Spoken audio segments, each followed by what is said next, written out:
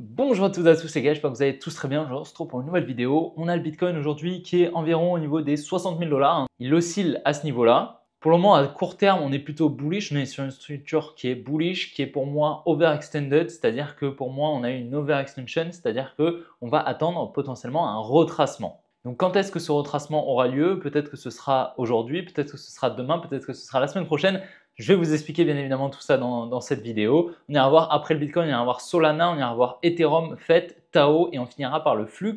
Le Flux qui est par contre plutôt bearish. Je vais vous expliquer tout ça. Actuellement, on a beaucoup de signaux qui incitent la money à se placer. Je vais te montrer tout ça bien évidemment, mais sur pas mal de cryptos, voilà, on a des setups qui sont plutôt bullish pour la money. Et donc, on pourrait mettre l'hypothèse potentiellement que on attendrait un transfert main forte, main faible. Je vais t'expliquer tout ça dans la vidéo. Dans tous les cas, j'espère vraiment que cette dernière te plaira. Si c'est le cas, n'hésite vraiment pas à la liker et à t'abonner si ce n'est pas déjà fait. N'oublie pas de me rejoindre sur mes autres réseaux qui sont directement en description, le canal, le groupe Telegram, mon compte Instagram, mon compte Twitter. T'as tout en description. Je te souhaite un bon visionnage. Allez, on est parti.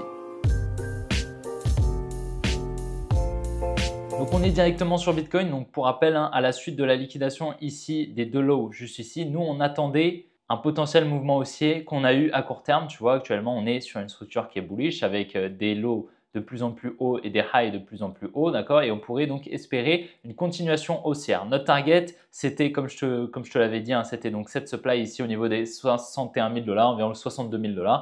Et ça m'étonnerait pas du tout en fait qu'on vienne liquider ici cette résistance. Tu vois la résistance qui est en bleu juste là, ça ne m'étonnerait pas du tout qu'on passe juste au-dessus, tac, et ensuite qu'on la réintègre pour venir retracer tout ce mouvement. Tu vois, ce mouvement, il est vraiment overextended, c'est-à-dire qu'en fait, au lieu de faire par exemple quelque chose comme ça, là où on vient créer un petit peu de liquidité qu'on vient liquider, tac, on continue, on revient créer la liquidité, on revient liquider, voilà, ça c'est quelque chose de plutôt intéressant. Là, ce qu'on est en train de faire, au contraire, c'est ça. Regarde, là, on a des lots, tac, on vient en récupérer un, ensuite on repart, tac, on vient récupérer le low juste ici, donc là c'est plutôt clean, mais par la suite ici on laisse pas mal de liquidité, ensuite on pump.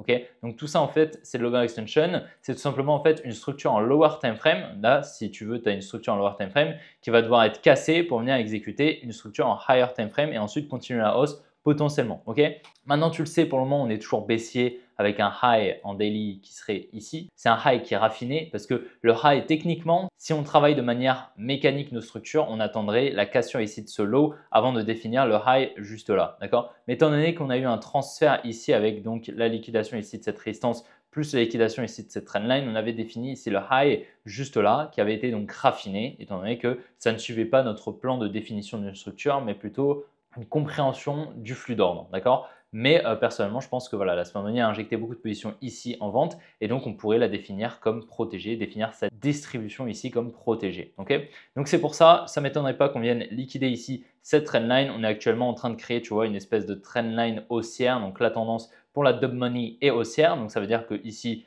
globalement, plus on va monter, plus la dub money aura des confirmations. C'est-à-dire que là, on pourrait faire comme ça, tac, et venir conforter un petit peu cette trendline et ensuite venir casser ici cette résistance, puis la réintégrer et à ce moment-là, venir liquider tous les lows qu'on a au sud. Ok, un petit peu comme ce qu'on a fait ici, d'accord? Tu vois ici une trendline juste là, donc qui donne en fait une tendance pour la money. On vient en plus de ça casser par la suite une résistance, donc ça veut dire que là, on a vraiment eu beaucoup d'achats de la money, ce qui a permis en face à la smart money de vendre, tout simplement, ce qui nous a permis d'effectuer ce transfert entre la main forte et la main faible. Okay, à plus court terme, actuellement, bon, c'est pas très intéressant, il n'y a pas grand chose à se mettre sous la dent, à part voilà, un petit peu de liquidité juste ici, il y a de la liquidité juste là. On est un petit peu en train d'effectuer un triangle, tu vois, comme tu es en train de voir. Donc on pourrait peut-être venir le liquider à la hausse, réintégrer et ensuite effectuer le retracement qu'on attend. On verra. On va surveiller dans tous les cas. Mais voilà, dans tous les cas, je pense qu'on aura au minimum un retracement pour venir récupérer, selon moi, ici ce low juste ici. Okay, le low ici des 55 500, pour moi, c'est le minimum.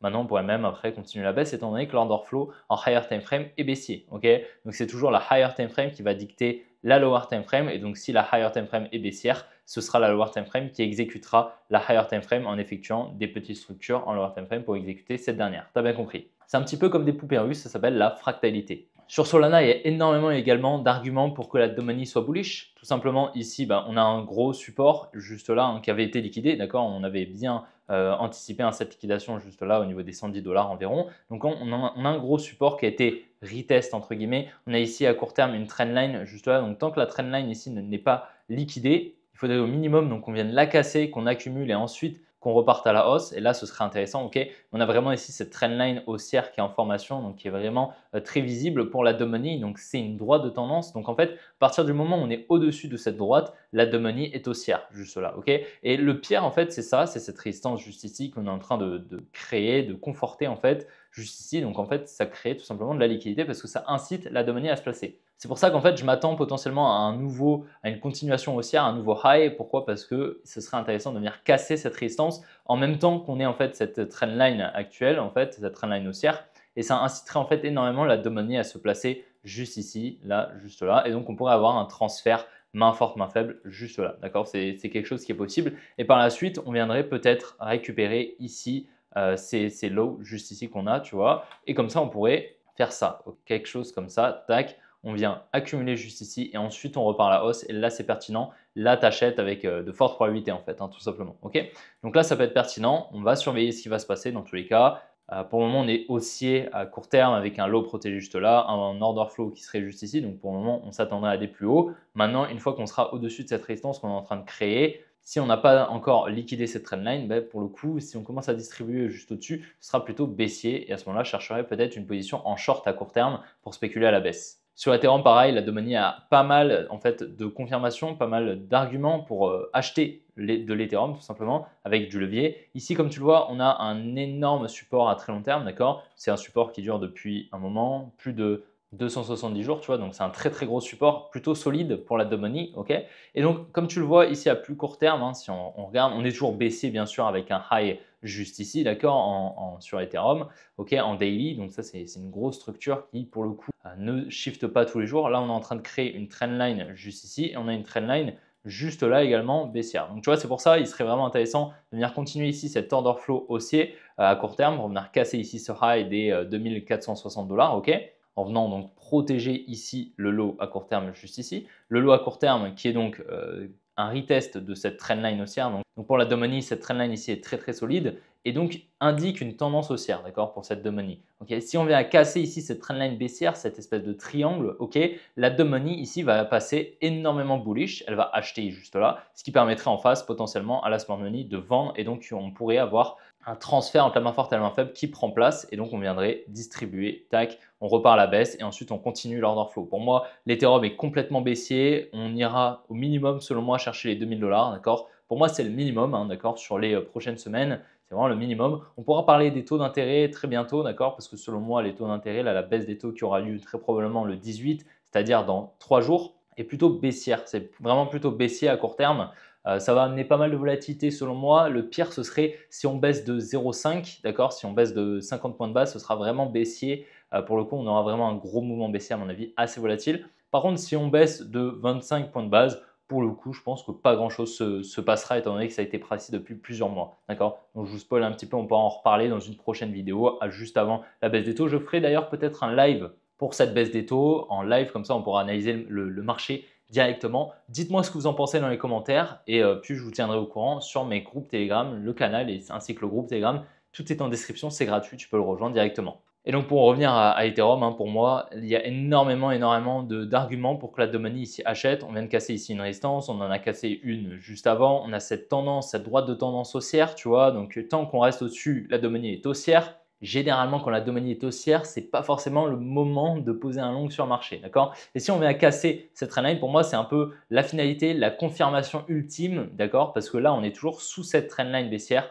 Donc pour moi, la money ici, elle doit se dire, OK, on est en train de compresser, on est sous cette trendline, OK, donc si on vient la casser, boum, là, il n'y a plus rien et la prochaine target sera, je sais pas, plus haut, tu vois, OK. Mais ici, pour moi, il y a de fortes probabilités que si on vient casser, la money achète en masse et donc en face, la smart money pourrait acheter, tu le sais, le marché, c'est un jeu à somme nulle, un zéro sum game et donc pour un acheteur, il faut un vendeur. C'est pour ça que la smart money a besoin d'inciter cette money à se placer pour récupérer ses ordres. Sur le fait, honnêtement, c'est un petit peu la même chose, à part que je m'attends potentiellement à un plus gros mouvement. En fait, il faut savoir que là, on a ici une trendline hein, qui est en formation. On a toujours ici ce low, ici au 1.266 qui est pour moi de l'inducement, c'est-à-dire une zone à venir récupérer. Pour moi, on devrait venir liquider ici ce low avec de fortes probabilités, d'accord? On a également ici une très très grosse résistance. Alors là, ce qui serait vraiment magnifique, c'est qu'on ne retrace pas du tout actuellement et qu'on vienne liquider ici cette résistance. Tac, ensuite on distribue et ensuite on repart. En fait, ce sera un petit peu l'inverse qu'on a fait sur le Tao. Sur le Tao, à très long terme, on a fait quelque chose comme ça, tu vois. On a fait une épaule, tête, épaule, tac, on vient casser la ligne de cou et ici, en fait, on est venu réintégrer directement. En fait, c'est ici qu'on a eu le transfert main forte, main faible. C'était un mouvement qu'on avait très bien anticipé. Donc là, ce serait plutôt l'inverse, tu vois, une épaule, tête, épaule, comme ça. On vient liquider, boum, et ensuite on repart à la baisse. C'est quelque chose qui est possible. En fait, grâce à toute la contrepartie que la smart money aurait à disposition ici, qui serait donc des ordres à l'achat, la smart money en face pourrait vendre tout simplement et donc effectuer un mouvement baissier peut-être plus conséquent à voir, d'accord, ok, ce n'est pas impossible. En tous les cas, on a un petit peu de faire le gap ici qui n'a pas été mitigated, donc ce serait l'occasion ici de venir récupérer la supply en rose, hein, tout simplement. Donc voilà. Étant donné qu'en fait, cette épaule tête épaule va inciter énormément la Domini à se placer juste au-dessus, à la cassure en fait de cette résistance. Il va y avoir beaucoup d'entrées, de buy stop ici au niveau de la cassure de cette ligne de coup, de cette épaule tête épaule inversée. Okay, donc si on a en plus de ça cette confluence de cette trendline haussière, ce serait vraiment assez confluent et donc ça pourrait nous ouvrir à une opportunité de short sur le fait potentiellement. Dans tous les cas, pour moi ici, ce low juste là à moyen terme, c'est vraiment un lot à venir récupérer parce qu'ici on est vraiment overextended et pour moi au minimum on devrait effectuer une structure comme ceci. Ok, sur le Tao, je te montre un petit peu hein, pour te remettre un petit peu de contexte, mais c'est ça, voilà, l'épaule tête épaule qu'on avait très bien anticipé lorsqu'on était ici. D'accord, je m'attendais à la liquidation ici de ce support. Donc voilà, c'est ce genre de setup que je voulais te montrer qui pourrait avoir lieu donc à l'envers. Ici, on a donc pas mal de liquidités ici sur le Tao à potentiellement venir récupérer. On vient de casser donc toutes les targets qu'on avait. Donc on avait notre première target qui était ici au niveau des 315 $. On est bien venu récupérer la supply. C'était la supply donc en 2 jours. Tu le vois juste ici. On avait une jolie supply juste là, en ce mouvement haussier qui était donc la supply avec la faible gap. Donc on peut la supprimer parce qu'en fait, si on va en lower time frame, la supply la plus pertinente, c'était donc celle-ci, juste ici, qui n'avait pas été mitigated avec pas mal de faible gap, etc. C'était la supply qui était venue mitigated, la dernière liquidation ici de cette distribution qu'on avait très bien anticipé d'ailleurs également. Donc on est revenu dedans actuellement, soit on est en train de distribuer à court terme, il faudrait voir un petit peu ce qu'on est en train de faire, mais là tu vois on laisse pas mal de liquidité également juste là. Pour moi tout ça c'est de l'inducement, c'est une zone à venir récupérer tôt ou tard, d'accord, donc on peut être patient, hein. Ça pourra arriver dans une semaine, peut-être dans un jour, j'en sais rien. Dans tous les cas ici cet inducement au 310 à mon avis il sera récupéré très bientôt. Donc on va surveiller ce qui peut se passer, on peut potentiellement avoir un dernier up, hein, étant donné que pour le moment on est en train d'effectuer une structure qui est bullish. On pourrait s'attendre donc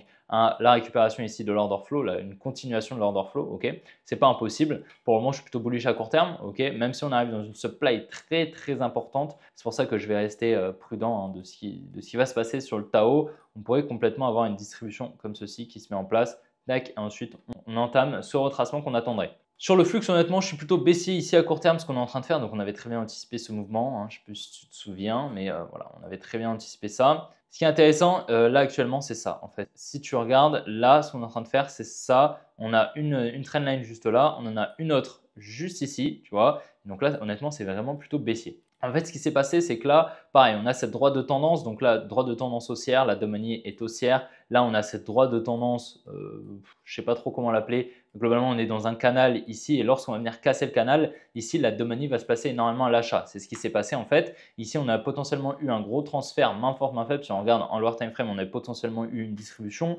Voilà, on la voit très bien. Ici, donc, on a un buying climax juste là, un automatic rally, on a un ST, un ST, un ST, un ST, un uptrust, un UTAD. Et dans le UTAD, on a de nouveau une distribution que je vais pouvoir te montrer si on va en 3 minutes. Juste ici, on a une distribution fractale. On regarde, on a un buying climax, un automatic rally, un SOW, un ST, un uptrust. En fait, on vient créer ici une résistance qu'on va liquider juste là. Tu vois, c'est magnifique, très propre. Donc là, on a une jolie distribution fractale. Donc pareil, hein, ici, qu'est-ce qu'on a? On a donc la première création de liquidité qui a le là avec le buying climax et l'automatic rally. On a le ST, le uptrust. On a de nouveau une création de liquidité juste là. On a de nouveau un uptrust, un UTAD. Ok, donc voilà, c'est une plus grosse manipulation. On pourrait l'avoir juste ici, là, une seule distribution, ou alors une plus grosse distribution ici, avec une triple création de liquidité. C'est pas impossible. Ok. Dans tous les cas, ce qu'il faut savoir, c'est qu'ici, on a eu un gros transfert main forte, main faible selon moi. On revient ici, pas n'importe où, bien évidemment, ici dans la supply la plus pertinente du mouvement. C'est assez clean. Donc ici, on incite énormément la Domini à se placer à l'achat juste là